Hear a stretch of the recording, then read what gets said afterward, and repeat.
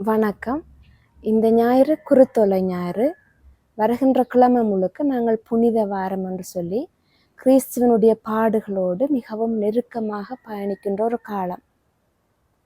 இயேசு கிறிஸ்துவை நாங்கள் எடுத்துக்கொண்டால் அவர் ஒரு ஆளாக இருக்கின்றார்.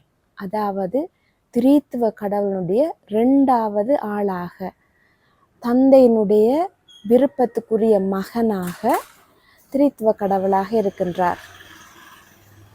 ஆனால் இந்த கிறிஸ்து ஒரு ஆளாக ரெண்டு தன்மையை தன்னிடத்திலே கொண்டிருக்கின்றார்.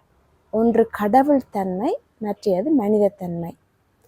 ஒரு கடவுளாக அவர் இந்த உலகத்திற்கு வருகின்ற பொழுது அவருக்கு தெரியும் தான் தன்னுடைய தந்தையினுடைய சித்தத்தை முழு மனதோடு நிறைவேற்ற வேண்டும்.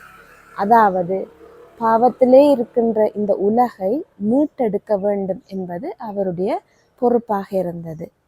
ஆனால் அதே நேரம் அந்த கடவுளுடைய மகன் இந்த உலகத்திலே ஒரு மனிதனாகத்தான் பிறக்கின்றார். அதாவது இறைவனுடைய மகனாக, ஆனால் கடவுளுடைய தன்மையையும் மனித தன்மையையும் கொண்டு இந்த உலகத்திலே பிறக்கின்றார்.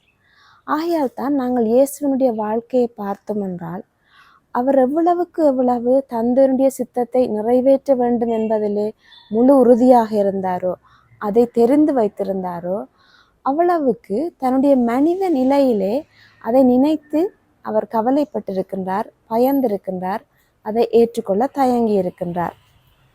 இதை நாங்கள் விவிலியத்திலே இருந்து பார்ப்போம்.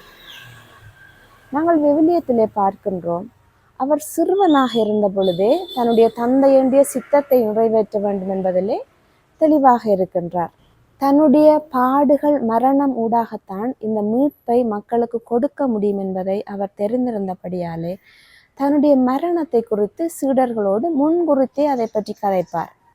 இதே நேரம் ஒரு மனித இயல்பிலேயும் அவர் தன்னுடைய பாடுகள் மரணத்தை ஏற்றுக்கொள்வதற்கு தயங்குகின்றார்.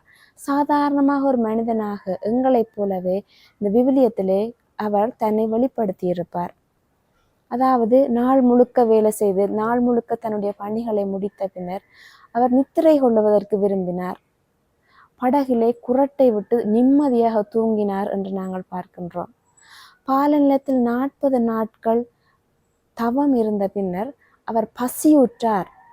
உண்ண வேண்டும் போல அவருக்கு இருந்த ஆசையை நாங்கள் திருவிழத்திலே பார்க்கின்றோம். அதே நேரம் தனக்கு தண்ணி தவிக்கின்ற பொழுது, தாகமாக இருக்கின்ற பொழுது ஒரு சமாரிய பெண்ணிடம் தனக்கு தண்ணி வேண்டும் என்று கேட்கின்றார்.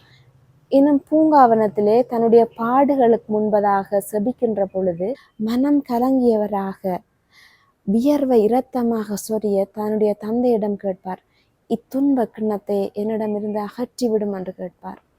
இன்னும் அதனுடைய உச்ச நிலையாக சிலுவையிலே அறையப்பட்ட பின்னரும் தந்தையே ஏன் என்னை கைவிட்டீர் என்று கலங்கி உரத்து சத்தமிட்டார் என்று நாங்கள் பார்க்கின்றோம். ஆகையால இயேசு கடவுளாக மனிதனாக ரெண்டு விதத்திலேயும் எங்களுக்கு தன்னை முழுமையாக வெளிப்படுத்தி இருக்கின்றார். ஒரு கடவுளாக தன்னுடைய தந்தையினுடைய சித்தத்தை நிறைவேற்ற வேண்டும் என்று, இந்த மனுக்குலத்தை மீட்க வேண்டும் என்று பாடுகள் பட்டார், மரணித்தார், உயிர் தெழுந்தார். ஒரு மனித இயல்பிலே தன்னுடைய இயலாமைகளை தந்தையிடம் வெளிப்படுத்தினார். தனக்கு உதவி செய்யுமாறு தாழ்மையாக கேட்டார். இந்த ஒரு உதாரணத்தினூடாகத்தான் நாங்கள் இந்த புனித வாரத்திலே பயணிக்க இருக்கின்றோம். இயேசுவுக்கே துன்பங்கள் வரும் பொழுது சோர்வு வருகின்றது. ஆனால் அதை கடவுளிடம் ஒப்பு கொடுத்து அதில் மீண்டு வருகின்றார். அவருடைய சித்தத்தை மட்டுமே மனதில் இருத்தி செயல்பட்டார். அவ்வாறு நாங்களும் இந்த புனித வாரத்திலே எங்களுக்கு வரக்கூடிய சின்ன சின்ன துன்பங்களை நல்ல மனதோடு ஏற்றுக்கொண்டு எங்களுடைய இந்த பிறப்புக்கான நோக்கம் கடவுளை சேவித்து அவரை புகழ்ந்து பாடுவது மட்டும்தான் எங்களுடைய நோக்கம். அதை நாங்கள் செய்கிறதுக்கு ஆண்டவரிடத்திலே வரம் கேட்போம்.